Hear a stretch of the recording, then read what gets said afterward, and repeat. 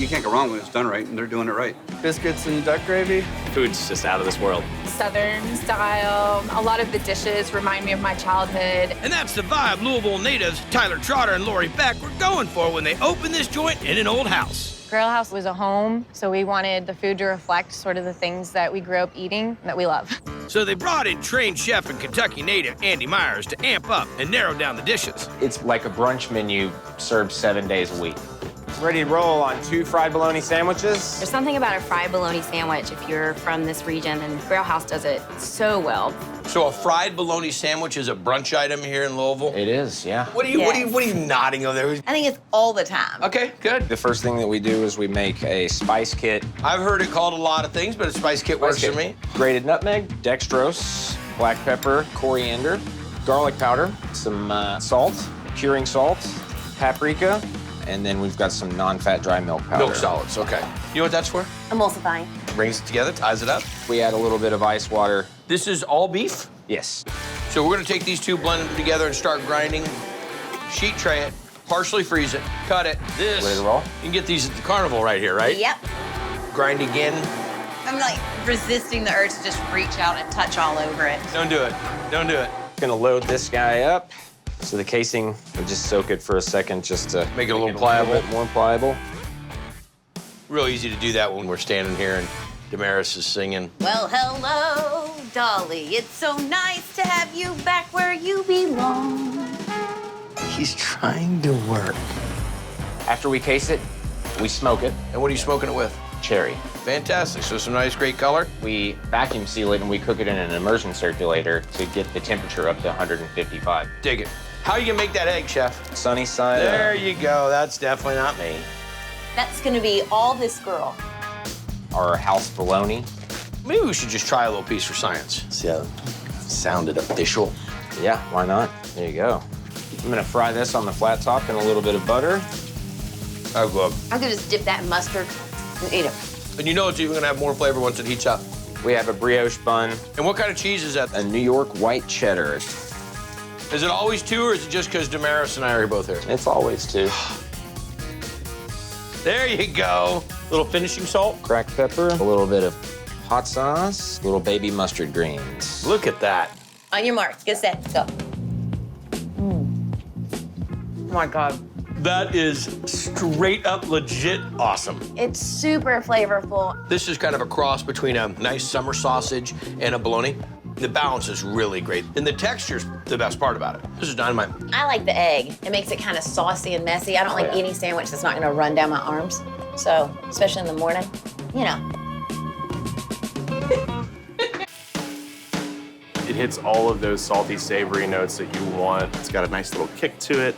Bacon, egg, and biscuit. The food's delicious. The vibe is just so relaxed. Lori and Tyler definitely have been innovators in this city.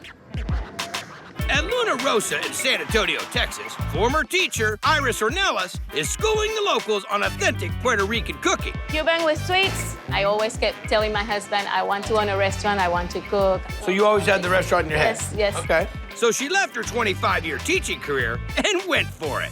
And they're going big with this dish. The Chuleta cancan. This is like the Flintstone Brontosaurus type pork chop. Once you mix it with the white rice and the beans, it's like a perfect plate.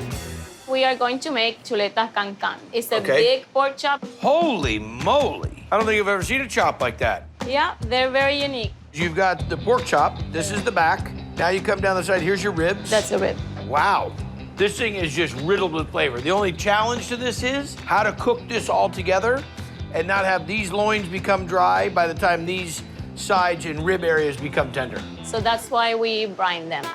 Add salt. Just a tiny bit of salt. Yes. So these are brined overnight. Next, we are going to season them. Salt and oregano, garlic salt, sofrito, and then oil. Okay. And why are we making 2? Well, I guess one for you and one for me. Sounds good to me. Okay, so now we are going to add the annatto, especially around the edge because we want the annatto to make the skin very crispy. The annatto seed is ground up to make the achote powder to give a nice, beautiful red hue to this. Then we're gonna bake them for 15 minutes at 350 For 15 minutes, that's it. because then after that, we fry them to order. Let's see it, sister. We're gonna eat this pork chop with white rice, garnish it with some recao. the beans with the pumpkin, sweet plantains, garnish it with chimichurri, and you're ready to go. When are the other guys going to show up? The ones that are gonna share this with Yeah. you? The rest of the football team. You need to call them. Well, I'll tell you this right off the bat, that's dangerous. Chimichurri's dynamite. The presentation, of course, is amazing. The meat on the bone, surrounded by the fat. When you can get a bite of the pork chop and the chicharron all together, that's prime time. But I don't even know why you go to all that effort to serve that pork when the rice and beans are money. This just wrecks rice and beans for every other culture. I eat that every day. I've been to a lot of restaurants. I've never seen that cut. I've never seen that presentation. It's fantastic. All right. Uncle Lou's no one-hit wonder. 2 jumbo cheeseburgers. Folks are loving whatever he's cooking, like honey-dipped fried bologna. When I say good, it is good. And a dipped smoked sausage sandwich. Just soaks in the bread and it's great. And jumbo cheeseburger? Just a cheeseburger to have. He makes a real good monster burger here. But even with all that, Stuff gets better every time I eat here. the name is still Uncle Lou's Fried Chicken, and he's taking it to the max. Whole fried chicken? That's our signature item. I can stand with it. Must make a mess on paper. So we're gonna inject the bird. Cajun Creole butter. Like something you buy. So you move it around a little bit. There you go. But you don't go through the skin because then it can have a chance to leak. Now you have to be a little bit choosy about the marinade you do because it's got a bunch of sugar in it to burn your oil. Exactly. Legs and thighs first. 40 minutes? 40 minutes. You gonna dunk it or serve it? We're gonna dunk it. Look at that. That's the magic. The corruption. By the way, I am taking the corruption home with me. Oh my gosh. You can really pick up the flavor of that garlic butter. You really don't need a knife. Look how tender and juicy that is. And that's it. It's not really oily. I think people think, oh, you fried it, it's gotta be all oily. Take our first family photo. Looks like us, doesn't it? You're off the chain, man. I gotta tell you. Wow, that's good. This is like real chicken. What do you think? Oh, it is. It's very good chicken. It's great. It's wonderful. Hot wings here are great. Mama don't even think it better than that. You ever had this chicken? It's crazy. You got a lot to be proud of. Thank you. If you live within 300 miles of this joint, you should be getting yourself over here. Right quick now. You know what I do? Chicken's free. Napkins are $500 each. You're gonna dig this. Herbie's Bar and Chowder House. The chicken smashed potato. We're gonna make the brine, water, Brown sugar, kosher salt, orange concentrate, orange concentrate. Okay, I like it. lemon juice, ginger, Got it. a sea salt blend. Red chili flake, little granulated garlic, yada, yada, yada. Yep, rosemary, fresh thyme, fresh sage. Simmer for 15, 20 minutes. And how long is this gonna brine? Overnight. What's our next step? Making a buffalo sauce. Regular old buffalo sauce isn't good enough? Nope.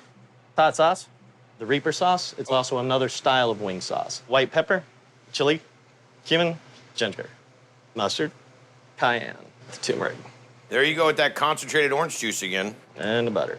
We have our buttermilk and the buffalo sauce that we just made. So this goes in brines for another day. Yep. Next up, Caramelized onion cream sauce, clarified butter, salad oil, onions, sea salt blend, white pepper, garlic, and deglazed little white wine. cream, a little bit of cream cheese, and let that reduce. We've got to make the chicken flour. Got it. AP flour, basil, oregano, cumin, thyme, ginger. Guess what? Garlic. White pepper. White pepper. Oh, how did I miss that? He teed it up. Rubbed sage, Chili powder. mustard, cumin, coriander, parsley, paprika. Are we missing salt there? Or? Thank you. So now the chicken comes out of that to high gluten flour, into an egg wash, into this, and then we go to the fryer. And all we do is just take a regular baked potato, smash it, throw it in there when the chicken's cooking. That's it. Top them with the green beans, our chicken, onion cream sauce, scallions on top. Bon appetit. And that chicken is layered with flavor. And it soaks up that brine, so it's super juicy. And the caramelized onion anti-speedo gravy is the piece de resistance. I mean, that's what ties this whole thing together. This is a stick-to-your-ribs kind of a meal, and it's really done with real culinary process. This family has been serving up their Caribbean soul food for 20 years. You're gonna love it. This is a Welton Street Cafe. And when you tell somebody about the restaurant, how do you describe it? It's legit.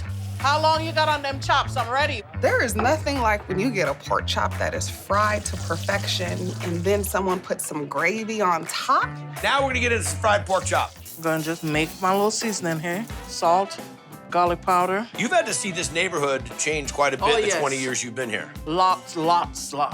Black pepper, paprika. But back in the day, this was the jazz epicenter, right? Just about every other building had a bar, a club, or something. You don't see that anymore. You're kind of like the unofficial mayor of this whole area, I bet. Everybody knows you. Now I'm gonna season them up. So bone-in pork chops. The flavor's in the bone. We'll drop in flour, fry them, 4 minutes on each side. Nice little shallow fry again. I like the way you roll. Now we're ready to make the gravy. So we got a little bit left in the bottom of the pan, lots of flavor. Little flour, onions, garlic, a little bit of salt in here, pepper, brown gravy flour, kitchen bouquet. Nice little color out of that. Add the water, let it simmer for 15 minutes, and add the pork chops back in.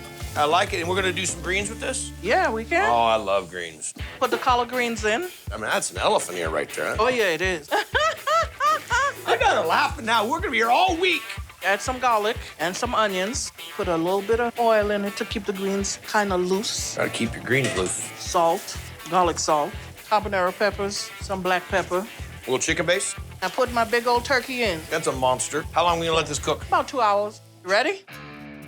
Is this enough greens for you? Yeah. Oh, look at that. I need to rent one of those booths to lay down in and take a nap. Is that right? Pork chops don't get as much play as they deserve. It's impossible for this pork chop to be dry. It sits in there in this bath of gravy. And the greens, they still got a little bite. They're not mushy. Love a little bit of that smoke. And that turkey leg, that's lights out right there. Well done, my friend. Pork chop's ready. The gravy's absolutely delicious. With most people's greens, I'm like reaching for hot sauce, I'm reaching for salt and pepper. I come here, I don't reach for anything but my fork. That's the truth. I have enough to feed me and myself and I for 2-3 days. Very fortunate to have a place like this. And they all treat you like family as well. They know your name. Me, myself, and I. No problem. At Green Mesquite Barbecue in Austin, Texas. 2 chopped beefs. Gracias. Owner Tom Davis has been making his favorites since '88. Beef plate, potato salad, bean. Their barbecue is the best in town. From brisket and ribs. The ribs are really tasty. To scratch-made jambalaya. This is Texas jambalaya. All kinds of sandwiches. Catfish poor boy. And even this Texas favorite. Chicken fried steak. Big here? Very big here. Start out with eggs. And how long you guys been making this? 20 years. Really? 20 years. All right, milk. Whole milk only, please. Okay, so this is it. Eggs or whisk. All right, we got your self-rising flour, seasoned pepper. So it's salt, sugar, pepper, and then red, yellow, and green bell peppers that are dried. It's a sweet black pepper is what I call it. I love this bell pepper thing in here. That's wonderful. And it adds a little bit to it. Ranch, rye, russet mix. Once you get it all nice and mixed up, all this. Wow, that's a lot of seasoning. Now, do you go flour, blah, blah, blah? I go milk. So you don't put the flour on first. I come from the school, if you put the flour on it first, it helps the egg wash stick to the flour. Everybody says that. Yeah, I mean, who cares about those culinary procedures and processes? And I get yelled at every time I do it. I probably do it backwards. We double dip all our chicken fried steaks. So it's got to have a thick batter on it. According to my employer. Oh, so sorry, so sorry. You know what? I'm definitely eating something. This from here. Throw another basket on top? Yep, because it will float for about 3 minutes. She's ready. Check, check, check, check, check, check, check, check, check, check, check, check. Get away. You know, shake, shake, shake me in the ER. Very hot. They're close quarters. And smear all kinds of gravy on it. You can cut it with a fork, so you got to know you got some tender factor there. So I like it. I think I pick up that ranch dressing in there a little bit. That's probably the crunchiest or the biggest batter I found on one. I love it. I love it. It's half gone. I'll be over here. I've been able to take wings out of people's hands. No, I could tell. Oh, heaven. That is some thick batter on that, huh? Yeah, it's very good. Thanks, sir. Definitely excellent food. It's an awesome place. It's barbecue, and I love barbecue. Love the Green Mesquite. All right. Great service, great food. There's one thing that I think we're pretty sure on. You have a love affair with food. I love it. You love coming to work. I love coming At least it's not even work, is it? No, it's fine. It's home. It's just wonderful having international food, like Indonesian food here in Philadelphia. Here's your ginger fried chicken. The fried ginger chicken is really good. We call it ayam kalasan. This tastes exactly like how my grandma used to make it. All right, so what are we making next? The ginger paste for ginger fried chicken. Add our candle nut, shallots, garlic, ginger, galangal, turmeric, Fresh. turmeric powder. This is gonna be what's on the chicken. Now I'm gonna bruise this lemongrass, tie it up, and just stuff it in the pot. Indonesian bay leaf, turmeric, salt. We use country chicken, so it's not as like fatty as like, you know, young chicken. Yardbird. And then we're gonna add the paste. Let it boil. How long? 2 hours. Got it. Now we add our coconut milk, and this will cook for about another 20 minutes. Strain out the ginger flakes and take out the chicken. So much going on here. Now we're making our sambal terasi. It's a hot sauce with shrimp paste. Thai chilies, the shrimp paste, shallots, tomatoes, lime leaf, and then you got your red peppers, sugar, salt, paprika for color. Blend. It's when the magic happens. Delicious. Can't tell there's any shrimp paste in there or Thai chilies. We're gonna cook it off. Yep. So now we took the chicken out, let it dry a little bit, but you've skimmed off some of what we've cooked, and that's all on top of the chicken now. Basically, you're frying the ginger paste. Now the ginger fried chicken is ready. You got your rice, a little sambal. Bon appetit. Salamat makan. That's how I usually say it. I love the Yardbird. This little ginger fry crunch that's on the outside, I keep chasing it around because I want more of that. The sambal is the bomb. With the rice, with the crunch, with the fry, with the chicken, when you can get that optimum bite, it's dynamite. Ginger fried chicken has the crispy skin that you want, but then the tender, moist meat on the inside. The ginger, it just tingles on your tongue. And then putting that sambal with it, it's super delicious. So here I am on the east side of Bakersfield, California, right by the Southern Pacific Railroad. Now, from 1901 to 1935, this place was a lot of different joints. But since 1935, everybody in Bakersfield knows this place. This is the Pyrenees Cafe. Pyrenees is a landmark. The food here is incredible. Good flavors, made from scratch, right from home. And right from the Basque tradition. Ossobuco. This old world menu has been a longtime staple here. So when Julie and Rod Crawford took over in 2014, they weren't about to change it. Basque food, is it hard to explain that to people in Bakersfield? No, everybody in Bakersfield gets it. It's hard to explain to the rest of the world. Traditionally, it is ethnic food that comes from the Basque region between France and Spain. And French-born chef Gilbert Hernandez knows a thing or two about the Basque people. It was the best sheepherder. The best sheep herders. Oh, yeah. People would ask the Basque to come to the United States to raise sheep. These are poor people Yes, living exactly. in the hills. Yes, with nothing, they used to make a meal. So they have to become creative. Yes. And they use every part of the animal. You can get everything from the pickled tongue to soup or whatever the specials are for the day. Fried chicken ready. They're the best at it. It's really kind of a mainstay. It's not Southern fried chicken by any stretch of the imagination. And I think the garlic just makes it something different. So what are we gonna make today, Chef? Fried garlic chicken. We're gonna fry the garlic or we're gonna fry the chicken? And we're gonna fry the chicken. Okay, let's go. All then. right. Little chickens. Yes. He just takes a knife right through. No question of where the joint is. That was a no lookie. Now you're showing off. Now we're gonna season the chicken. Salt, black pepper, garlic powder, chicken base. Then we're gonna put some fresh garlic. Okay. A lot of garlic. Little olive oil? Yes. You're welcome. There we go. Perfect. Now, how long are we gonna let this marinate, Chef? At least 2 hours. At least 2 hours. Yes. Then after, we're gonna put some buttermilk. And then after, we dredge it in the flour, seasoning flour, black pepper and salt. That's it? That's it. But we're not going to the fryer. We're going to this? Yes. This is the Basque way of doing it because nobody in Exactly. Pyrenees Mountains had, okay. No. I like how he just takes his time, just nice and easy. And how long do we cook it? 15, 20 minutes. And what comes with this, Chef? This come with the green beans and French fries. There's the chicken. Very nice. What's in the garlic sauce? Fresh garlic with olive oil and a little bit butter and parsley. And here is your Basque garlic chicken.